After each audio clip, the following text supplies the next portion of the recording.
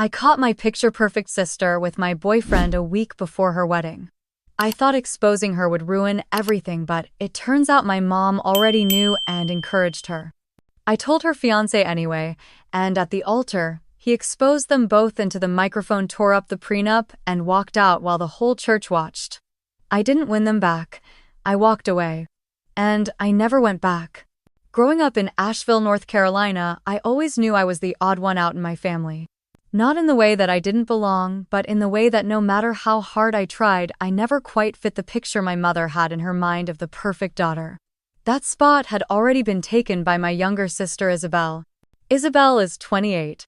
She's a soft-voiced, honey-haired interior designer with a curated Instagram feed full of lavender lattes, perfectly posed photos in linen dresses, and quotes about balance and grace. People fall in love with her within minutes. She has that glow, the kind of charm that makes strangers want to do her favors, and waiters slip her extra dessert. My mom Diane is her #1 fan. If Isabel so much as sneezed, my mom would ask if it was allergies or if she needed to see someone. If I got promoted at work, I'd get a half-hearted "that's nice," then a swift pivot to whatever Isabel was doing that week. I'm 31, work in corporate communications for a regional healthcare group, and live in a modest 2-bedroom townhouse not far from downtown. I've always been more reserved, more structured. I read contracts for fun. I love spreadsheets. I can hold my own in a room full of executives, but fumble when someone asks me to describe myself on a dating profile. My mom calls me intense. That's her polite way of saying I'm not like Isabel. Isabel's wedding is in 6 weeks. The Clark household is in full-on bridal mode. Color palettes, catering, tastings, linen samples. Gavin, her fiancé, is a 35-year-old lawyer who works in real estate law. Clean-cut, polite, from a family with a vacation home in the Keys. My mom is over the moon. Finally, Isabel is getting married, and to a man who checks every box. I'm currently dating Logan Bennett. He's 33, works in product development for a tech startup out of Raleigh, and is probably the most patient man I've ever known. We've been together for almost 2 years, and while things haven't been perfect, we've built something stable, grounded. He doesn't always say the right things, but he shows up. That used to be enough. Last weekend, we had dinner at my parents' place. Nothing out of the ordinary at first. My dad grilled salmon on the patio. My mom fussed over the table settings. Gavin talked about some new zoning law he was dealing with, and Isabel, well, she was being Isabel. She wore a white sundress that somehow made her look both casual and ethereal. She floated between conversations, laughed at everything, complimented everyone. But what stuck with me was the way she kept looking at Logan. Not just casual glances. It was more deliberate, like her gaze lingered just a second too long. When he made a joke about my mom's overcooked asparagus, Isabel laughed like he had delivered a stand-up routine. She even touched his arm lightly when she walked past him to refill her wine. It was subtle, but I noticed. I told myself not to overthink it. Isabel is naturally flirty. She's affectionate. Maybe it was just her being excited about the wedding and trying to bond with Logan, who, to be fair, she hasn't spent that much time with. Maybe I was reading too much into things, because deep down I've always felt like I'm competing in a race I didn't sign up for. One where Isabel gets the cheers and I get the polite nods. After dinner, as we were saying goodbye, Isabel hugged Logan a little longer than necessary. Her hand stayed on his back as she smiled up at him. He seemed caught off guard but smiled back politely. When it was my turn to hug her, she gave me that same sweet smile. She always does, the one that says everything is fine, everything is perfect. But it didn't feel fine. That night, lying in bed next to Logan, I couldn't shake the feeling. He was scrolling on his phone, half listening as I tried to talk through what I'd noticed. "Do you think Isabel was acting weird tonight?" I asked quietly. He looked up, puzzled. "Weird? How? I don't know," I said. "Just overly affectionate. Like the way she laughed at everything you said and how she kept touching your arm." He blinked, then shrugged. "I think you're overthinking it. She's just excited. It's her wedding, Maddie. She's always been like that." I nodded, trying to convince myself he was right. But something about the way he dismissed it made my stomach twist. I stared at the ceiling long after he fell asleep, wondering why I felt like I was standing outside a house I thought was mine, watching someone else take the keys.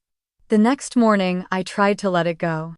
I poured myself into work, joined meetings, wrote press releases, answered emails.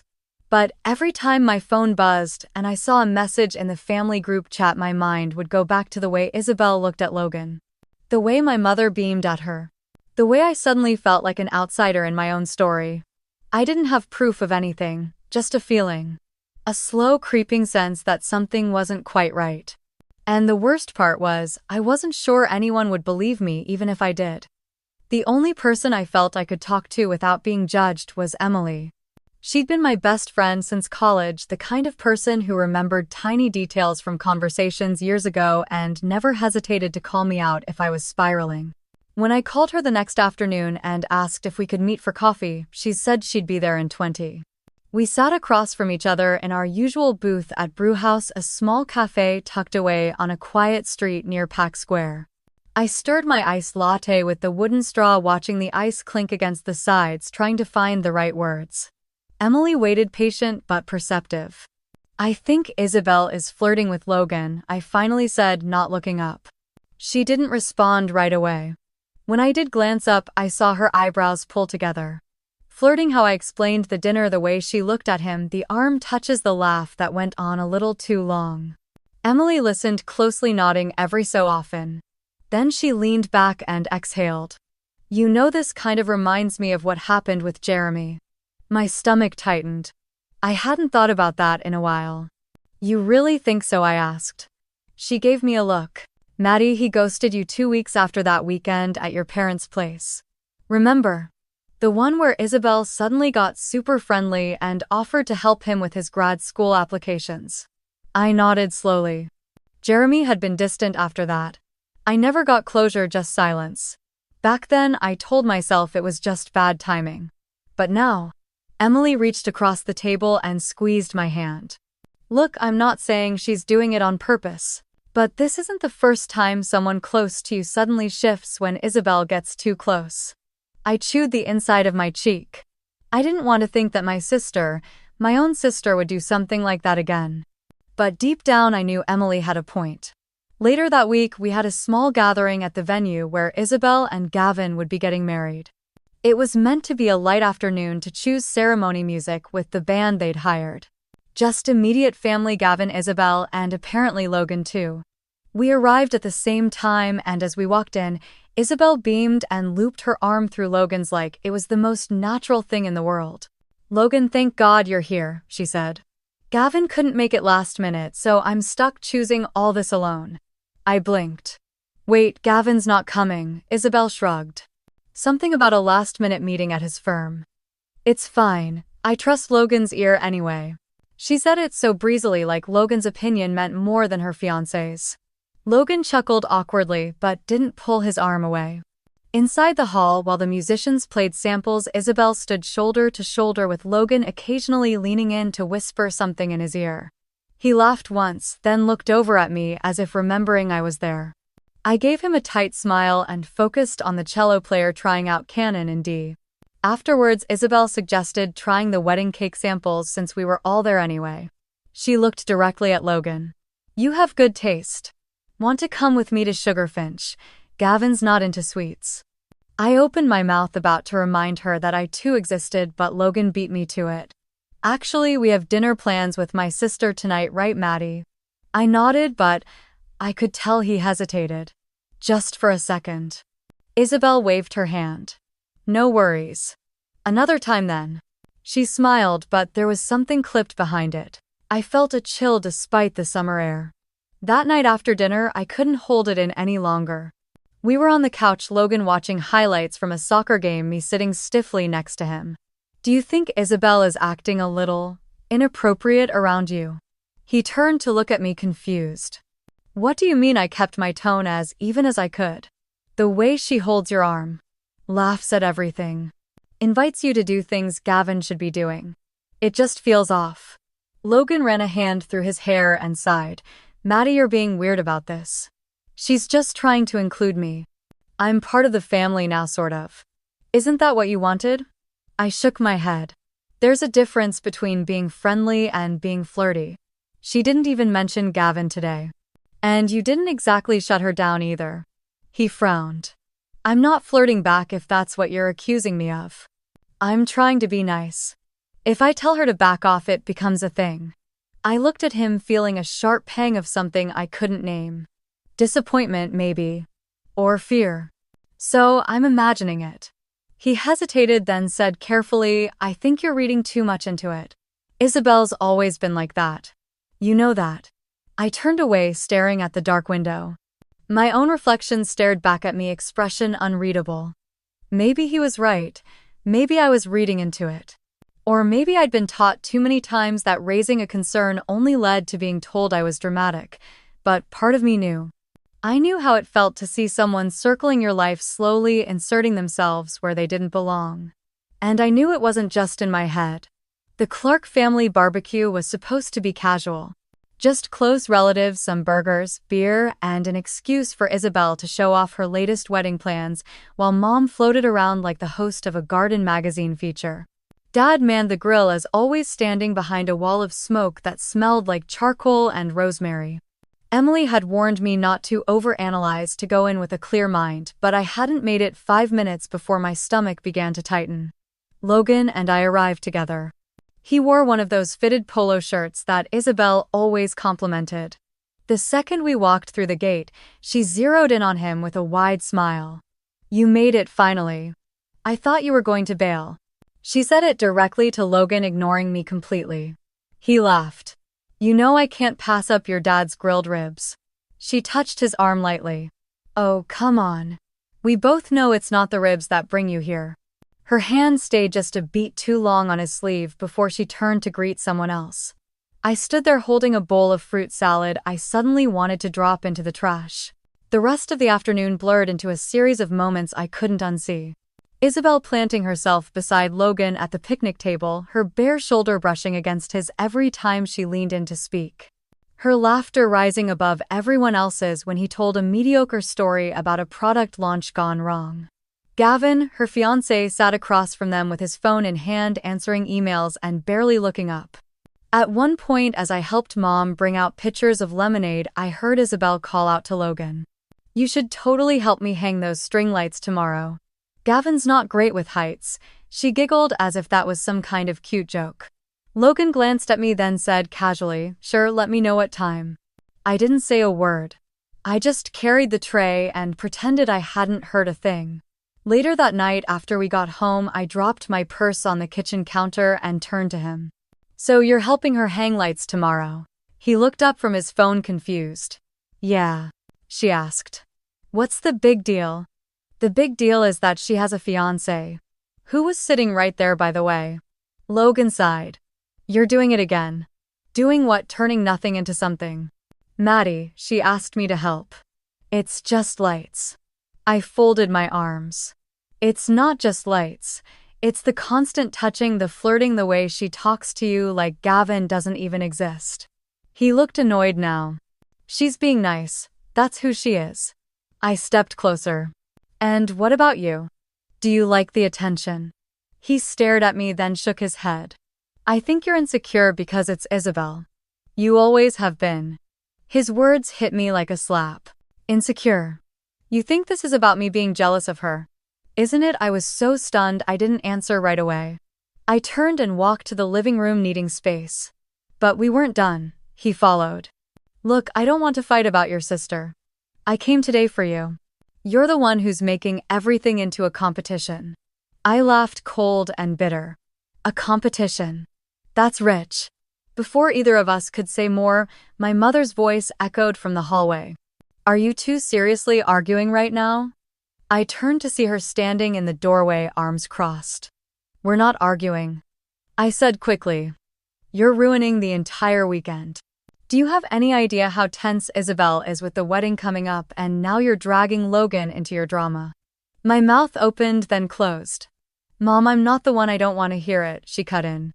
Whatever this is, sort it out quietly. This is Isabel's moment. Don't make it about you. Logan looked down at the floor. I stared at her, willing myself not to cry. When she walked off, I felt something collapse inside me. Not just from what she said, but how easily it came to her. No hesitation. No doubt. Just the assumption that I was the problem. We didn't speak the rest of the night. Logan fell asleep early on the couch, claiming he was tired. I lay awake in bed staring at the ceiling again, wondering when I had become a stranger in my own life. I kept replaying Isabel's laugh, the way her hand curled around Logan's elbow, the way my mother's voice had that sharp edge of disappointment it reserved just for me. I had never felt more alone. And more certain that I was the only one willing to call things what they really were.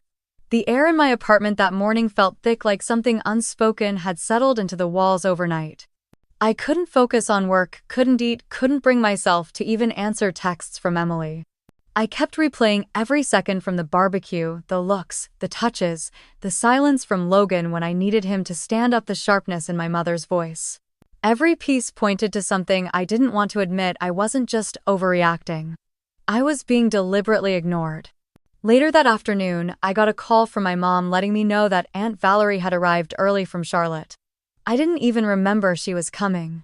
She was staying in the guest room for a few days to help with wedding prep.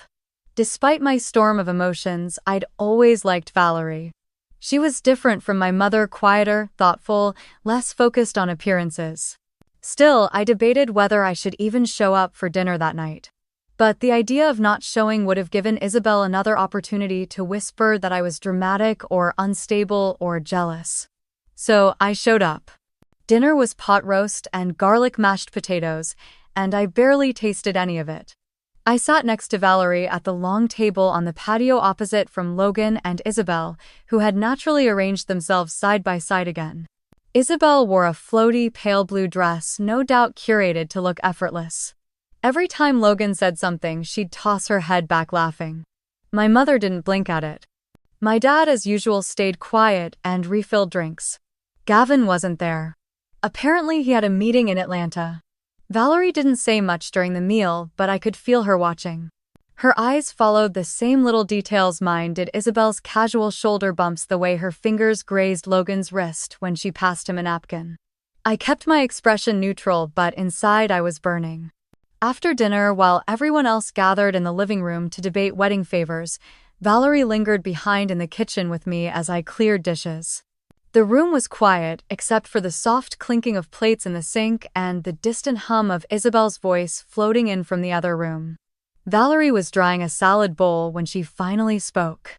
"Can I ask you something?" I glanced at her. "Sure."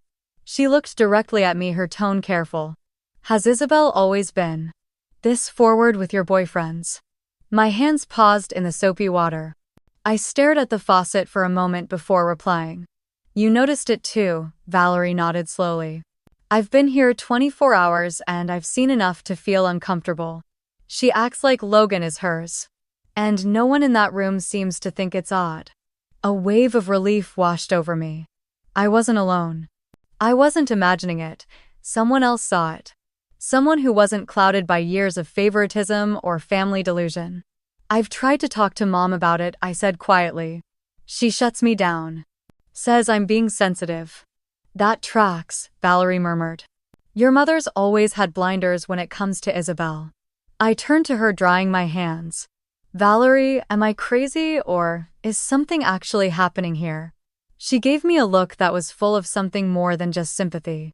It was knowing. And it made me feel for the first time in days like someone was on my side. "You're not crazy. And it's not just this," she said. "Isabel has a pattern." She set down the bowl and leaned against the counter. "Back when she was in college, I gave her a shot to help with a renovation pitch I was working on. A client of mine, an indie bookstore downtown, wanted a redesign. I thought it would be a good experience for Isabel to sit in, maybe shadow a few meetings. What happened? She sent the client her own concept design behind my back. Never ran it by me, never told me. Just used my name, sent it directly to them. The client thought it was a surprise from me. They loved it. But it made me look unprofessional." I frowned. "Did you confront her?" "Of course I did. And she just smiled, said she was trying to be helpful. No apology, no acknowledgement that she overstepped." "Did you tell Mom?" Valerie laughed, but it was bitter. "I did. She said Isabel's young. Let her be creative. She meant no harm. Let her be creative. Let her flirt, let her take, let her lie. Let her be adored. Always. Valerie placed a hand gently on my shoulder. Listen, Maddie. I've watched you put yourself second to keep peace. But you're not wrong here. I see it. Clear as day. And I'm sorry it took me this long to say something. My throat tightened. Thank you, I whispered. That means more than you know. We stood in silence for a few beats, just breathing in the quiet. Then she said, "Do you want my honest advice, please? Document it, all of it. Keep texts. Write down what you see. Not for revenge, but because if this spirals, and I think it will, you'll need to remember that your memory isn't broken. You're not being hysterical, you're seeing clearly." I nodded slowly, overwhelmed but grateful. I felt like someone had just handed me a flashlight in a dark hallway I'd been stumbling through alone. As we finished cleaning, Isabel walked into the kitchen, hair slightly tousled, cheeks flushed from wine. "Oh my God, Valerie, you should help with the centerpieces. You have such good taste." Valerie turned, smiled politely. "I think you've got plenty of help already." The smile Isabel gave in return was tight, almost confused. I stayed quiet, watching their exchange like a spectator at a tennis match. There was something in Isabel's eyes I hadn't seen before. A flicker of wariness. Maybe for the first time she realized she wasn't being applauded from all angles. And maybe for the first time I didn't feel quite so alone. The week leading up to Isabel's wedding was a blur of phone calls, deliveries, fittings, and last-minute changes. Everyone buzzed around her like satellites orbiting a perfect star. I tried to stay out of it as much as I could, showing up when asked, smiling when expected. Valerie had offered to take me out for drinks just to give me an hour of breathing room, and I was tempted, but I didn't want to give my mother any more ammunition to claim I wasn't being supportive. That Friday, I remembered something small but important. During the last barbecue, I'd taken off my necklace, my grandmother's locket, and left it in a small box in the storage shed out back. It was the only thing of hers I still had. I knew I needed to get it before the chaos of the wedding swallowed the house. Everyone was supposed to be out. My mom had told me she and Isabel were spending the afternoon at the spa, and my dad was running errands for the caterer. I figured it was the perfect time to slip in, grab the necklace, and leave unnoticed. I parked at the curb, grabbed my keys from my bag, and walked along the side of the house toward the backyard. The sun was warm but not oppressive, the grass freshly cut. I moved quickly, familiar with every creaky step on the wooden path leading to the shed nestled behind the garden. As I rounded the bend near the lattice-covered corner, I paused. There was movement. I stopped, body going cold. Muffled voices filtered through the air, low, breathy. Then I heard laughter. Soft, close, familiar. I took a step forward, peering through the tall hedges. My eyes narrowed, and that's when I saw them. Logan. Isabel. They were pressed against the side wall of the shed, half shielded by the climbing ivy. Logan's hands were tangled in Isabel's hair. Her legs were wrapped tightly around his waist, her dress bunched at her thighs. One of his hands was under her shirt. Their mouths were locked in a way that left nothing to the imagination. I couldn't breathe. My feet felt cemented to the ground. The air went still, like the earth itself paused to register what was happening. My vision blurred, not with tears, those hadn't even come yet, but with something deeper, heavier. A complete unraveling. My body reacted before my brain did. "What the hell?" My voice cracked, but it was sharp enough to slice through their haze. They broke apart like they'd been electrocuted. Isabel staggered, adjusting her dress. Logan's face turned a ghostly white. His shirt was wrinkled, his expression blank. Maddie. Logan stepped forward, stammering. It's not what you think. Don't." I lifted a hand palm up like I could physically stop the words from reaching me. Isabel's lips trembled. Her hands fluttered at her sides like she didn't know what to do with them. Her voice was already caught in sobs. "Maddie, I'm so sorry. Please, just let me explain." It was, "Stop talking." I couldn't hear it. I wouldn't. I took a step back, then another. My breath was shallow, my hands shaking so hard I thought I might drop my bag. "How long?" I asked, my voice hollow. Neither of them answered. "You've been lying to me this whole time," I said. "You stood in front of our family in my parents' house, and I couldn't finish." Logan tried again. We didn't mean for this to happen. It got complicated. Complicated, I laughed. Or maybe I choked. I'm not sure which. Isabel's tears spilled freely now. Her mascara smudged at the corners. She stepped toward me pleading. Please don't tell Gavin. I froze. The audacity. Of all the things she could say, that was the one she chose. I stared at her, my sister, the girl I shared bunk beds with, the girl I defended in middle school, the one who used to cry when I left for college, and all I saw was a stranger. You're unbelievable. My voice was calm now, eerily calm. You didn't care about me. You didn't even care about him. You just wanted to win.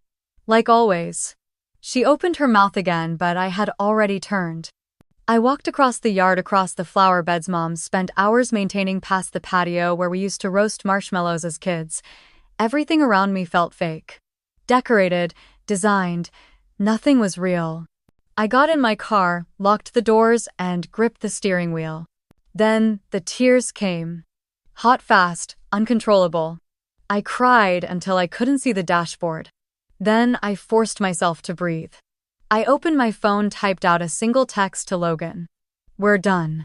Don't contact me again. Sent. I blocked his number. I opened Isabel's contact. My finger hovered over it for a moment, then I did nothing. I didn't want to give her even that much power. I started the car and drove. I didn't know where I was going, just that I needed to be far away. By the time I hit the highway, the sun was low and gold. I pulled into a gas station an hour later and booked a hotel in Durham, somewhere quiet, somewhere where no one knew me. I didn't pack a bag. I didn't call anyone.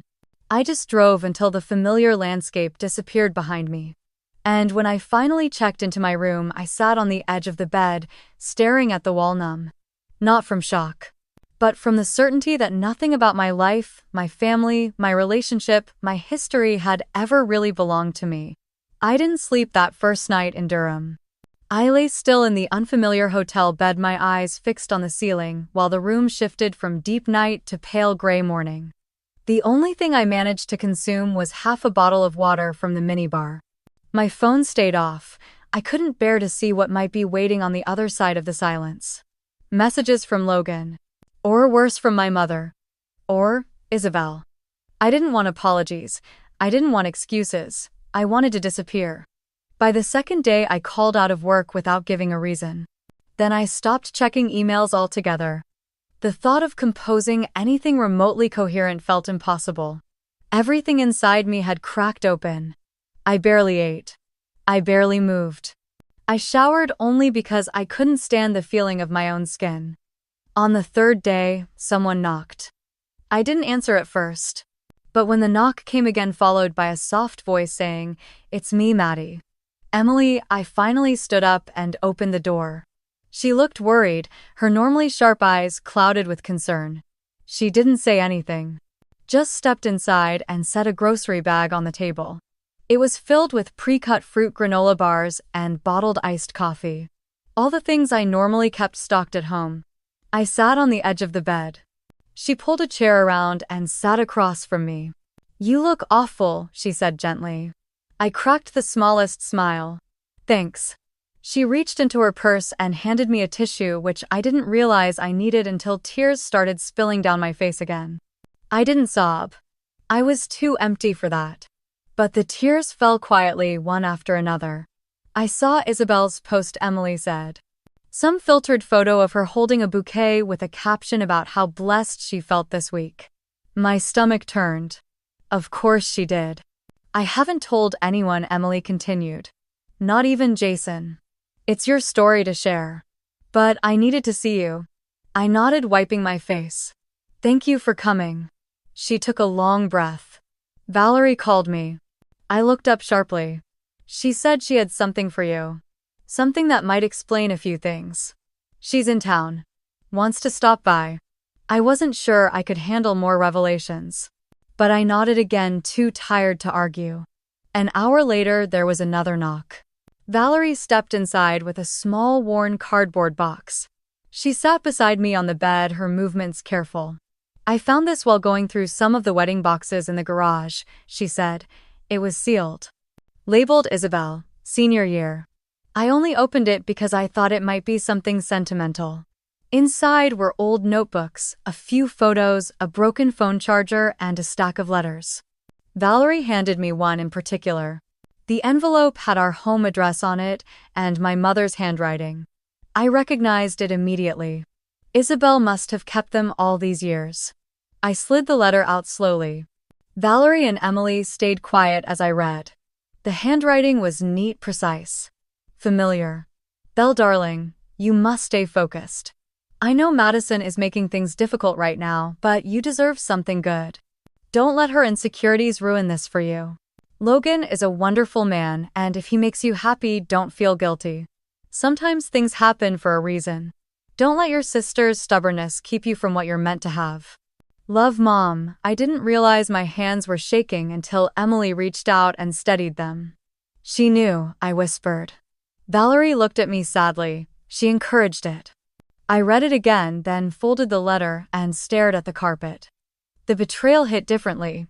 My mother hadn't just ignored the signs. She had actively validated Isabel's actions. She knew Isabel was pursuing Logan. And she didn't just allow it. She gave her permission. For the first time in my life, I felt the weight of being expendable in my own family. It had always been there in small ways. Dismissed concerns. Side-eyed compliments. The way my mother lit up when Isabel entered a room but only smiled politely when I did. But this letter was proof. Cold, undeniable proof. I don't even know what to do with this, I said. My voice was flat, my hands had gone numb. Emily sat forward. You have two choices. Stay silent, let Gavin marry someone who's lied to him. Let Logan walk away clean. Let Isabel win again. Or you tell the truth. You tell Gavin. Let him make his own decision. At least then you're not carrying it alone. I didn't answer right away. I stared out the window at the empty parking lot, the cars passing in the distance, the world going on like nothing had happened. I don't want to destroy everything, I murmured. I don't want to be the reason it all falls apart. Emily's voice softened. Maddie, it already fell apart. You didn't break it. They did. Valerie nodded in agreement. And Gavin deserves to know who he's really marrying. I closed my eyes. Somewhere inside me something shifted. Not a full decision yet, but a crack in the numbness. They had taken enough from me. Maybe it was time to take something back. I waited until the following morning to call Gavin. My hands trembled as I typed his number, hovering for several minutes before pressing the call button. When he picked up, his voice was calm, polite, but I could hear the edge beneath it. He sounded tired. Hey, it's Madison, I said, already bracing for him to hang up. There was a pause. Then quietly he replied, I was wondering if I'd hear from you. Would you be willing to meet? I asked. Just talk. In person. Please. Another pause. Yeah, okay, name the place. We settled on a small cafe just outside of downtown Raleigh. Neutral territory. Quiet. The kind of place where serious conversations didn't feel quite so crushing. I arrived early, ordered a tea I didn't touch, and watched every car that pulled into the parking lot like it might explode. Gavin walked in 10 minutes later.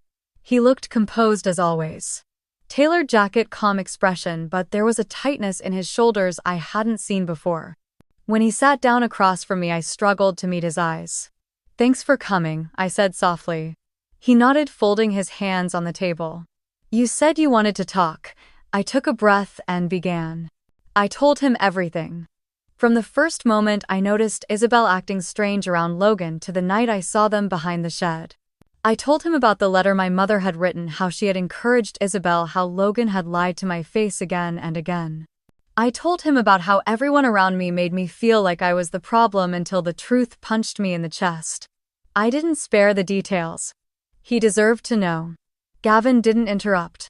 He didn't shift or sigh or frown. He just listened, eyes focused, expression unreadable. When I finally stopped talking, my voice hoarse and dry, he sat still for several long seconds. Then he leaned back in his chair and let out a slow breath. I figured something was going on, he said, almost to himself. You did? Yeah. Isabel changed about 4 months ago. Got distant. Dismissive. She stopped answering my calls promptly. Avoided making eye contact when we were with her family. And the prenup conversation, he gave a bitter little laugh. She freaked out when I asked for one. Claimed I didn't trust her. But I've seen her spend. She makes decent money, but not enough to justify the lifestyle she's been aiming for lately. I swallowed. You asked her for a prenup. Of course I did. I have a firm, a reputation, assets. It's standard. She refused. Flat out. He reached into his coat pocket and pulled out his phone. Scrolled, then turned the screen toward me. There on the screen were screenshots. Texts between Logan and Isabel. Not sexual but intimate in tone. Flirty. Personal. From 4 months ago. The earliest one time-stamped weeks before the wedding was even announced. I didn't want to believe it then, Gavin said. I thought maybe it was harmless. That maybe I was reading too much into it. But I also don't do blind trust. So I hired a friend of mine, private attorney who does quiet background checks, just in case. He looked me dead in the eye. Turns out your instincts were better than mine. I didn't know what to say. For so long I had been doubting myself, questioning my sanity, afraid of sounding bitter. To hear him confirm it, that he had felt it too, was both validating and heartbreaking. I'm sorry, I whispered. Don't be, he said firmly. I should be thanking you for telling me the truth when no one else would. He sat back and ran a hand through his hair. You know, she told me last week that you were acting jealous. That you'd been stirring up drama. That Logan was just being kind and you misread everything. I almost believed her. I stared at the table. That's what she does, I said. She spins the story just enough so that it lands in her favor. So that if you question it, you're the one who looks crazy. He nodded slowly. I don't know what I'm going to do yet, he said. But I'm not walking into a marriage built on lies. I've worked too hard for that. We sat in silence for a moment, the weight of it all pressing down on us like fog. I don't need anything from you, I finally said. I didn't tell you so you'd take my side. I just didn't want you to walk into something you didn't choose. Gavin looked at me for a long moment, then offered a quiet, almost weary smile. I appreciate that more than you know. He stood and reached for his wallet. Coffee's on me, he said. Then paused. It's time I do the right thing. As he walked out, I felt something in my chest loosen. Not joy, not relief, but something close to peace. I barely made it back to the hotel before my phone began ringing again. This time I recognized the number. It was my mother. I let it go to voicemail. Then it rang again. And again. On the 5th attempt, I picked up, bracing myself. Madison, she said immediately, her voice tight with something that pretended to be concern but sounded more like demand. We need to talk. Now. I stayed silent. I'm downstairs in the lobby. Please come down. I don't want to make a scene. The line went dead. I thought about not going. But I knew her. If I didn't come down, she would just keep calling or worse, come up. So I grabbed a cardigan, pulled it over the same jeans I'd been wearing for 2 days, and made my way to the lobby. She was sitting on one of the leather chairs near the fireplace, posture perfect, lips pressed into a line so tight it looked like it hurt. As soon as she saw me, she stood. You look awful, she said. I didn't answer. We moved to a quieter corner near the breakfast buffet that was long since cleared. She folded her hands in front of her like she was about to deliver a sermon. I'm going to be direct, she said. What you did to your sister is beyond unacceptable. Do you understand the mess you've created? My throat tightened, but I kept my voice steady. I didn't do anything to her. She did this. Logan did this. I just told the truth. Her eyes narrowed. The truth. You call it truth, but all you've done is throw gasoline on an already tense week. Gavin walked out. The rehearsal dinner is cancelled. Isabel's a wreck, and your father hasn't said a word since yesterday. And you vanish without even thinking about how this affects the rest of us. So now I'm the villain. Madison, please, she said, sharply dropping her voice. This family has always handled things privately. Quietly. You going to Gavin, that was betrayal. Betrayal, I repeated. You want to talk about betrayal? You wrote her a letter. You encouraged her to go after my boyfriend. You gave her permission to break my heart. She blinked, caught off guard. For the first time, something faltered in her expression. That letter was from a complicated time, she said. You and Logan were drifting. I thought maybe Isabel finally had someone who saw her. You thought she deserved him more than I did. I didn't say that. You didn't have to. She straightened her shoulders, regaining control. The fact remains you aired our dirty laundry outside the family. Now we're all humiliated. The guests are asking questions. Gavin's parents are furious. We are 2 days away from a wedding and you've destroyed it. I stared at her, really looked at her. The pearl earrings. The pressed blazer. The calm fury behind every word. She wasn't mourning what Isabel had done. She was mourning the image. The perfection. The reputation. You're asking me to apologize. She didn't hesitate. Yes. For the sake of the family. To help Isabel move forward. You can say you were confused, emotional. Just smooth it over enough so she can salvage the day. I laughed. A sharp, humorless sound. I'm not saving her from the consequences of her own actions. She leaned forward. Madison, if you don't make this right, I don't know how we come back from this. I stood. I think that's already been decided. As I turned to walk away, I nearly collided with Valerie. She must have arrived during the argument. Her expression was unreadable as she looked between me and my mother. What's going on here? I answered before my mother could. She wants me to apologize. To fix the mess Isabel made so no one has to be uncomfortable. Valerie's eyes darkened. She turned to my mother. Diane, are you serious? My mother's voice rose sharp and brittle. Don't you start. You've been feeding Madison nonsense for days, stirring the pot like always. You never could leave well enough alone. Valerie's voice was calm, low. What you call nonsense, I call truth. And maybe if someone had told it to Isabel earlier, we wouldn't be here. I looked at both of them, heart pounding. Enough. They fell silent. I'm done, I said. With all of this. With pretending like I don't see what's right in front of me. With being the problem just because I refuse to be silent. Madison, my mother started. I took a step back. From this moment forward, I'm not part of this family. Not like this. I turned and walked out, my legs steady beneath me even as everything inside me trembled. By the time I got back to my room, Emily was packing a small suitcase. She looked up and didn't ask questions. Boston's still open, she said. You can crash at my place as long as you need. I nodded, my voice barely a whisper. Let's go. We packed up that same night. Emily booked 2 one-way tickets to Boston and helped me load my suitcase into the back of her car. I didn't look back as we pulled onto the highway.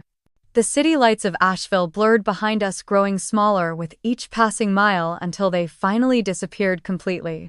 I slept for most of the drive, lulled by exhaustion and the soft hum of the road. When I woke up, we were crossing into Massachusetts. The world outside looked different. New. And for the first time in weeks, I didn't feel like I had to brace myself. We arrived at Emily's apartment just before dawn. She lived in a cozy 3rd-floor walk-up in Jamaica Plain, full of light and old hardwood floors. She gave me her guest room without hesitation and made a pot of coffee while I stood by the window watching the sun climb through the buildings like it had never stopped rising. The next few days moved slowly. I walked. I read. I sat in parks and tried to piece together what healing was supposed to look like. Emily worked from home and kept a gentle distance, but I could always sense her presence nearby, a steady, quiet comfort. I thought I was ready to move forward. Then Sunday arrived. The wedding day. I tried not to think about it, but by late morning the images crept into my head. The church, the flowers. My mother's sharp instructions. Isabel in her custom gown, all lace and illusion neckline. Gavin standing at the altar. The organ playing. The guests waiting. It was happening right then while I sat cross-legged on Emily's couch in leggings and an oversized sweater, trying to distract myself with an old crossword. My phone buzzed on the coffee table. A name I hadn't seen in years lit up the screen. Megan Yates. She was our cousin from my dad's side, not close, not dramatic, and definitely not someone who called without reason. I answered.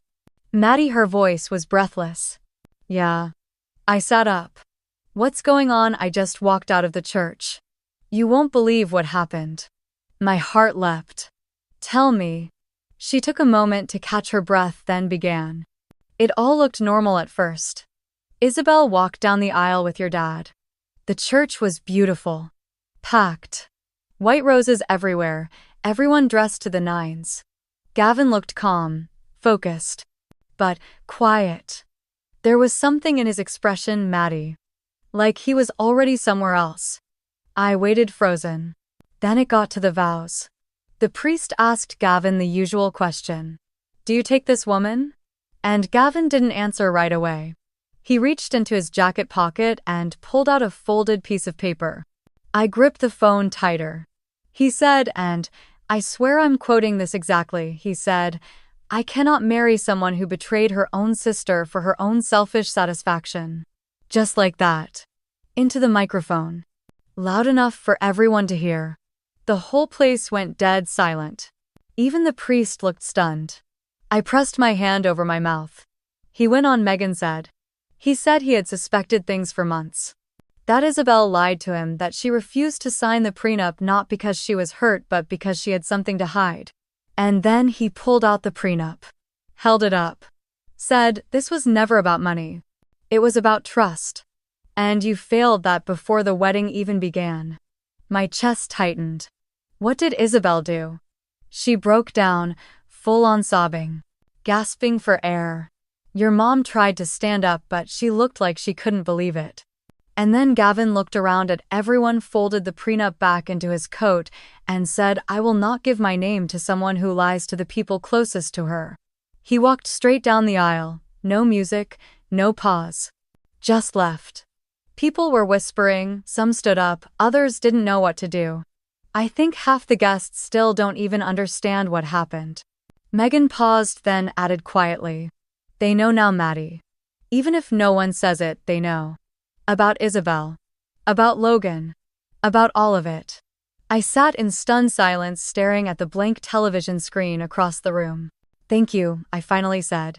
You deserve to know, Megan replied. And for what it's worth, I think he did the right thing. We hung up after that. I leaned back on the couch, my body suddenly heavy. I didn't feel triumphant. I didn't feel proud. But I did feel something solid. Like truth had finally found its way to the surface, no longer hidden under layers of pretense. In that church in Asheville, the fantasy had cracked open in front of everyone. And this time I hadn't been the one blamed. The morning after the wedding, Boston was gray and heavy with low clouds.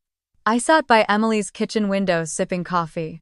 I didn't really want watching a neighbor struggle to parallel park for the third time.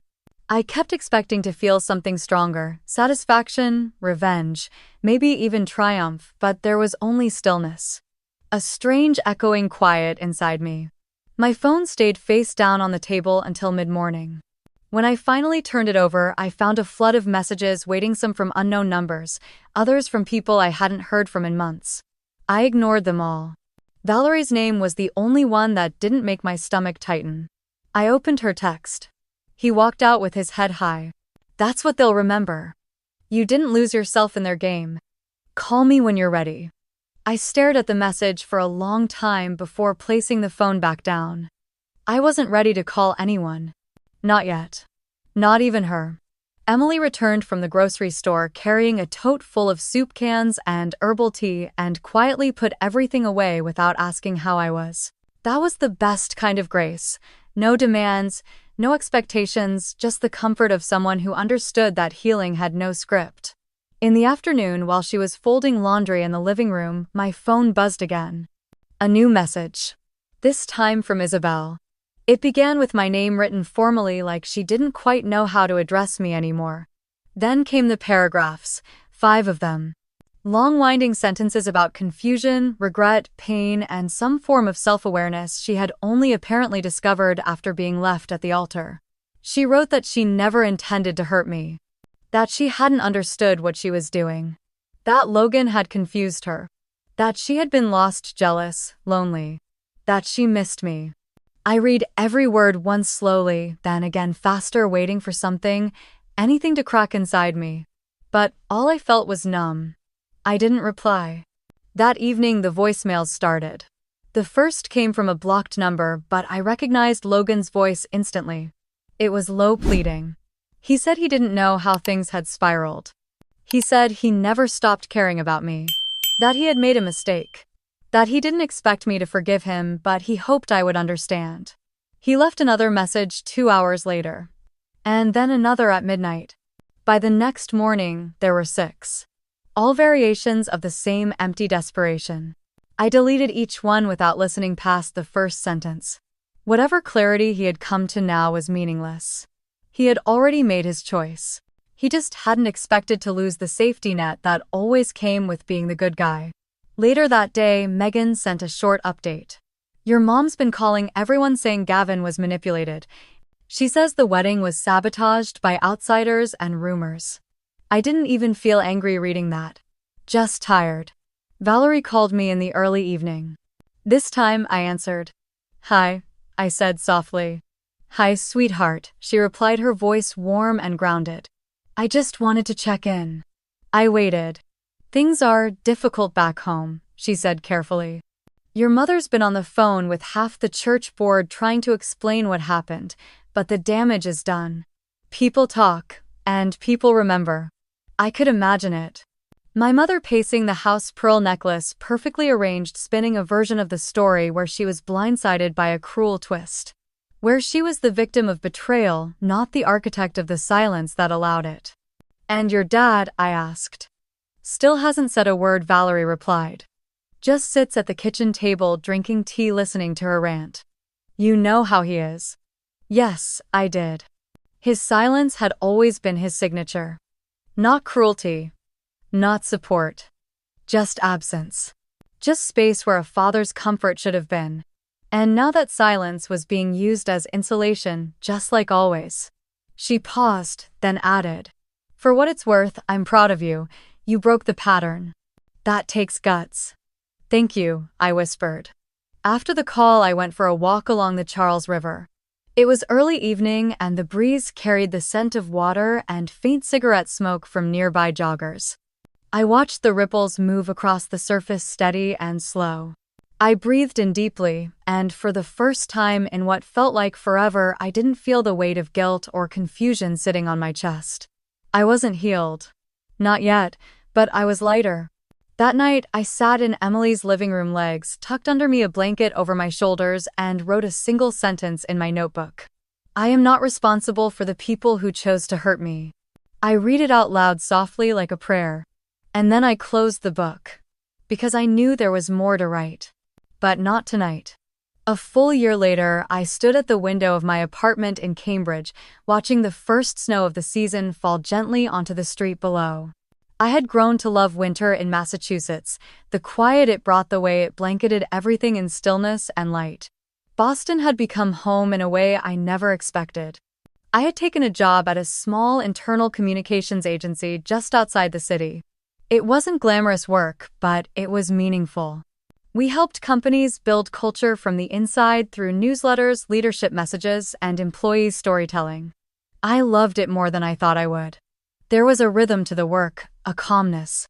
My team was kind, thoughtful, full of people who respected boundaries and didn't expect you to smile through discomfort.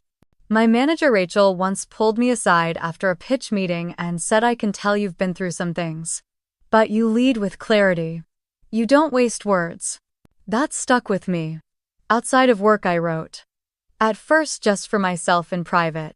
But eventually I started a blog. I didn't advertise it. Just posted the link once in a small online group for women recovering from emotionally toxic relationships. Then somehow quietly it spread. Posts about gaslighting, manipulation, familial shame. About what it meant to speak truth when everyone around you insisted on silence. Within 6 months, the blog had over 5,000 subscribers. Most of them women. Most of them writing to me with their own stories, quiet heartbreaks, betrayals by sisters, mothers, partners. One woman from Oregon wrote, reading your story felt like I was sitting across from someone who finally understood. That was the best part. Not the numbers, not the attention. But the feeling that all the pain I had lived through hadn't been for nothing. Emily had been my constant through it all. She and I settled into a rhythm. She never pushed me to forgive or forget, just offered support on the days when I needed it and space on the days I didn't.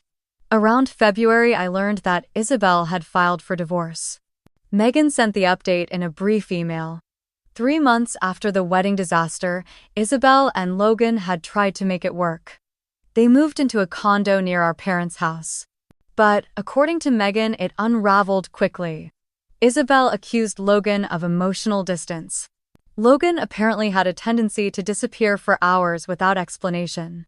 Megan wrote, "Guess they found out betrayal doesn't build much of a foundation." I didn't respond, but I saved the email. Gavin had moved to Chicago. Started fresh from what I heard through distant acquaintances. He changed law firms, joined a nonprofit division, stopped attending the family holidays. Last I knew, he hadn't spoken to anyone in my family since the day he walked out of the church. Part of me hoped he was thriving. Another part of me knew I would never see him again. And that was okay. My parents didn't contact me for months. I didn't expect them to. I think they were waiting for the dust to settle, for time to rewrite the narrative into something more comfortable for them to hold. Then, in October, a letter arrived. It came in a pale pink envelope, my name written in my mother's elegant script. No return address, no card. Just a single piece of stationery folded in thirds. It read, "Madison, I don't know where to begin. I don't know what to say that won't sound hollow. But I'm sorry. I'm sorry for how things happened. I'm sorry for the distance. I'm sorry if I ever made you feel invisible. I wish I had done things differently. Love, Mom." There was no mention of Isabel. No mention of Logan. No reference to the wedding or to Gavin. Just a vague sort of sorrow wrapped in formality. I held the letter for a long time. Thought about what it meant, whether it was sincere or performative. Whether she was trying to mend something or simply relieve her own guilt. I folded it back up and placed it in the bottom drawer of my desk. I didn't reply. Not because I was angry, but because I no longer needed her to validate my story. I had found peace without her. Later that week, I posted a new blog entry about apologies. About how sometimes they arrive too late, and that's not always a tragedy. About how healing doesn't require a neatly tied bow at the end, it just requires truth, and choice. And the strength to live in alignment with both. That night, I sat on my balcony wrapped in a thick blanket, the wind cold against my cheeks, and looked out over the city lights. I was alone, but I wasn't lonely. I was living my life on my own terms. And that was more than enough. 3 weeks before Thanksgiving, a cream-colored envelope arrived in my mailbox. The handwriting on the front was familiar, looping, and careful. It was from Aunt Margot, my mother's older sister. Inside was a wedding invitation for her youngest daughter, Chloe. The ceremony would be held at a vineyard outside Asheville, a sprawling estate nestled in the Blue Ridge Mountains. The entire Clark family would be there. I held the invitation for a long time, turning it over in my hands. I imagined what it might be like to walk into that space, into that crowd, to sit among relatives who had heard only parts of the story, who would glance at me with polite sympathy or sideways judgment. I could picture my mother's tight-lipped smile, Isabel's practiced grace, my father's silence. There had been no contact since the letter. No follow-up. No invitation to reconnect beyond that pale pink envelope and its vague regrets. I placed the wedding card on my desk and stared at it for a few more minutes before opening my laptop. I typed my response slowly, letting the words form one at a time. "Dear Aunt Margot, thank you so much for thinking of me. I'm truly happy for Chloe and wish her every joy. Unfortunately, I won't be able to attend.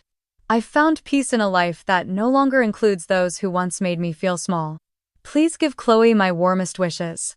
With love, Madison." I sent it without rereading.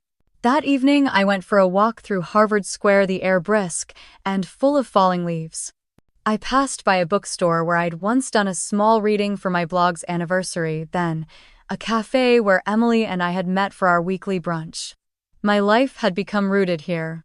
Not in defiance of what I left behind, but in full acceptance of it. There were moments when grief still brushed against me, soft and unexpected. A song that reminded me of a childhood trip to the lake. The smell of my mother's favorite perfume on a passing stranger. But they no longer cut, they drifted in and out like tides. I no longer fought. One afternoon in December, I found myself reorganizing my bookshelf and came across the notebook I had started in the weeks after the wedding. Inside, between pages filled with raw confessions and tentative hope, I found the old letter from my mother. Folded neatly, edges worn. I read it once more. "I'm sorry if I ever made you feel invisible." I closed the letter, folded it back, and tucked it deep into the back of the drawer. Not as a rejection, not as a final word, just as a place where it could stay, no longer weighing on me. By spring, the blog had grown into a small but steady community. I began hosting monthly virtual circles where women from all over the country shared their stories. Stories of being gaslit by partners, of families who chose the easier child, of mothers who refused to see them. And slowly, I started speaking more too. Not just writing, but speaking. Using my voice in ways I once thought were impossible. One evening after a long session, I stood on the balcony of my apartment wrapped in a soft shawl, watching the sun slip behind the rooftops. The light spilled in pink and gold across the skyline, casting long shadows and softening everything it touched. I thought about Isabel. About what might have been if she had made a different choice. I thought about Logan, about the emptiness in his last voicemail. I thought about my mother sitting in her quiet house with her porcelain expectations and her carefully rehearsed silences. And I let them go. I forgave them. Not because they had earned it. Not because they had changed. But because I had. Forgiveness, I had learned, is not a door you open for someone else. It's the one you walk through so you can leave the house of pain behind. I closed my eyes, took a deep breath, and whispered the words I had never dared say out loud. I forgive you. But I do not forget, and I do not go back. Thank you for staying with me through this journey. If you've ever been made to feel invisible or questioned your own truth because someone else called it inconvenient, you are not alone. I see you. I believe you. And if you have a story like mine, I hope you'll share it. Follow this channel for more real stories that remind us we're stronger than we think. You're not alone anymore.